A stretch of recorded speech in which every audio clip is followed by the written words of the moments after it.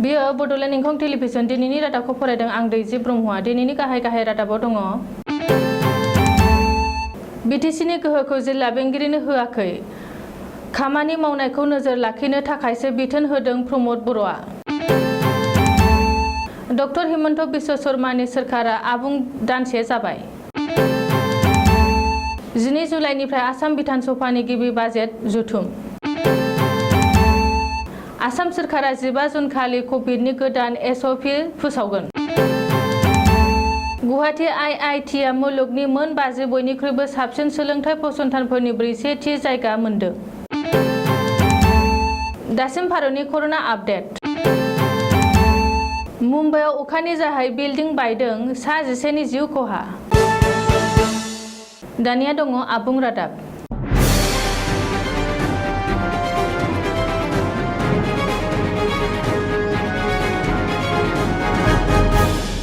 बिटिसिनि जिल्ला बेंगिरिफोरा काउन्सिलनि गोहो गोरासिन जानो हाया। बिटिसिनि गोहोखौ जिल्ला बेंगिरिफोरनो होआखै। जौगाथायनि खामानि मावनायखौ नोजोर लाखिनो थाखाय बिबान होदों। जिल्ला बेंगिरिफोरा एडमिनिस्ट्रेसन मोनसे बाहागो। बे बाथ्राखौ बुंदों बिटिसिनि गाहाय प्रमद बर'आ।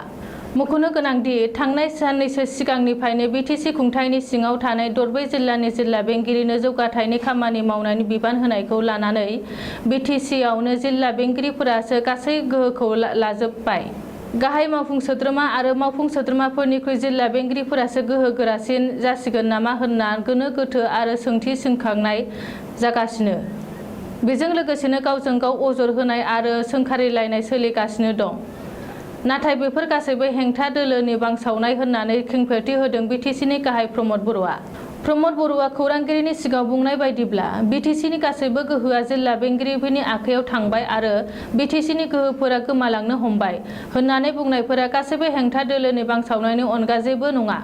मानोना जिल्ला बेंगिरि महरै गावनि आवथायाव थानाय मोनफ्रोमबो बिथिंखौ नायबिजिरनाय खामानियासो सासे जिल्ला बेंगिरिनि खामानिखा।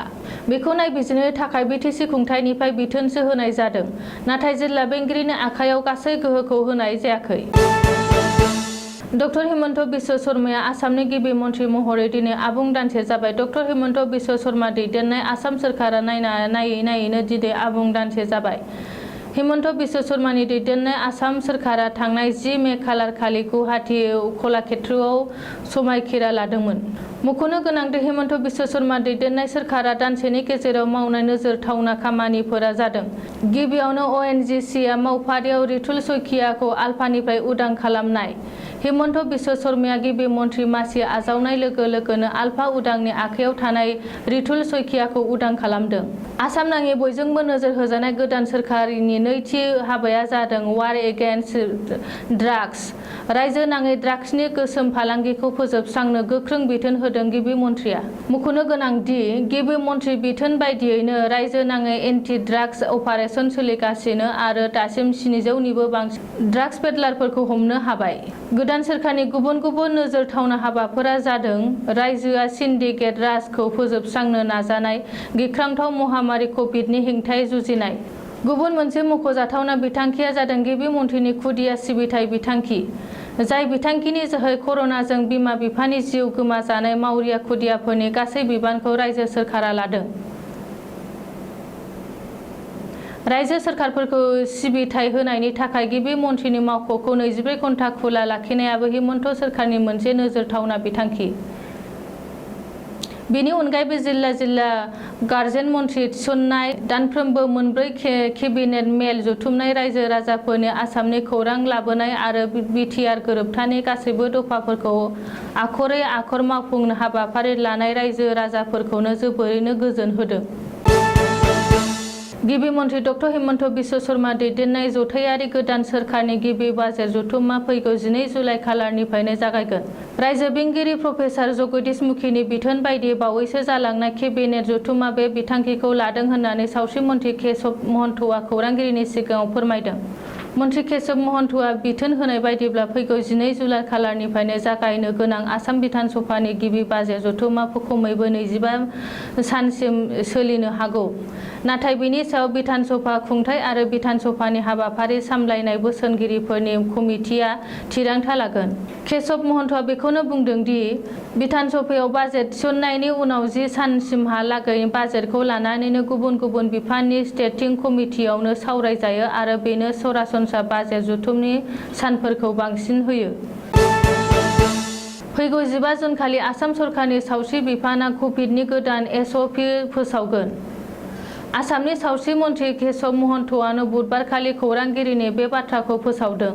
सावस्रि मन्थ्रिया फोसावथिंनाय बायदिब्ला आथिखालाव आसामाव कभिडनि गाग्लोबनाय रुइनो लागै लादों आरो कभिडनि बेरामिफोरनि बिबाङाबो खमायनो हमदों। बेखौ नोजोर होनानै फैगौ 15 जुन खालि आसाम सरकारनि सावस्रि बिफान कभिडनि गोदान एसअपि फोसावगोन। बबेखानि फोसावनो गोनां कभिडनि गोदान एसअपिआव माखासे बिथिङावनो गुरुं खालामनाय जागोन होन्नानैबो सावस्रि मन्थ्रिया खौरांगिरिनि सिगाङाव फोरमायदों। आसामनि बारग' गिबि मन्थ्रि सर्बानन्द सन'वालआ गिबि मन्थ्रि रिलिफ फान्डआव 2,50,000 रां अनसुंथाइ होदों। कभिडनि हेंथायै जुजिनाय आरो कभिड भेक्सिननि थाखाय बारग' गिबि मन्थ्रि सर्बानन्द सन'वालआ बे अनसुंथाइखौ होदों। बारग' गिबि मन्थ्रिया दिनै गावनि अनसुंथाइ 2,50,000 रांनि चेकखौ आथिखालनि गिबि मन्थ्रि डक्टर हिमन्त बिश्व शर्मानि आखायाव गथायनानै होयो।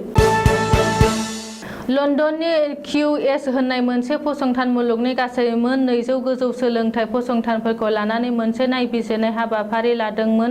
सोलिफु बोसोर 2021 आव QSनि रिपर्ट खालामनानै फोसावनाय बायदिब्ला मोन 54 रेंकिंनि गेजेरावनो गुवाहाटी IISTआ 40थि जायगाखौ आवग्रिनो हादों। मख'नो गोनांदि बेनि अनगायैबो बेंगालुरुआव थानाय इन्डियान इनस्टिट्युट अफ साइन्सआ IISc 100 आव 100 नम्बर लानानै 1थि जायगा आवग्रिनो हादों। गाहाय मन्थ्रि नरेन्द्र मदिआ बे खौरांखौ मोननानै गोजोननाय फोरमायदों आरो मोन्नैबो फसंथानखौ गाहाम हामलायनाय हरदों। 9 जुन थामहिनबा मंगलबारसिम भारत हादराव गासै 2,91,83,121 कर'ना जाबाय। बेनिनो गासै 2,76,55,493 आ कर'नानिफ्राय उदां जानो हाबाय।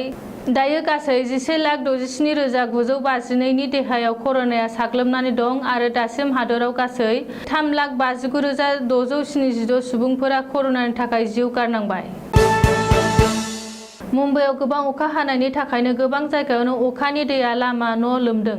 रिपर्टनि फोरमायनाय बायदिब्ला थांनाय हराव मुम्बाइनि मलान 4 थालानि गंसे बिल्डिंआव गोबां अखानि थाखाय बायो। BMCनि फोरमायनाय बायदिब्ला बे जाब्रबथायाव सा 11 सुबुंनि जिउ खहा जायो आरो सा 7 जोखोम जायो। जिउ खहा जानायाव सा 8 खौ गथ' होनना बुंनाय जादों। मख'नो गोनांदि बे जाब्रबथायाव गंसे नखरनिनो सा 10 सुबुंनि जिउ खहा जादों होनना मिथिदों। दायो जोखोम सुबुंफोरखौ हस्पिटालाव थिसननाय जाबाय आरो रैखाथि बिफानआ रैखा खालामगासिनो। दिनैनि रादाबा एसेनोसै, गोजोन्थों।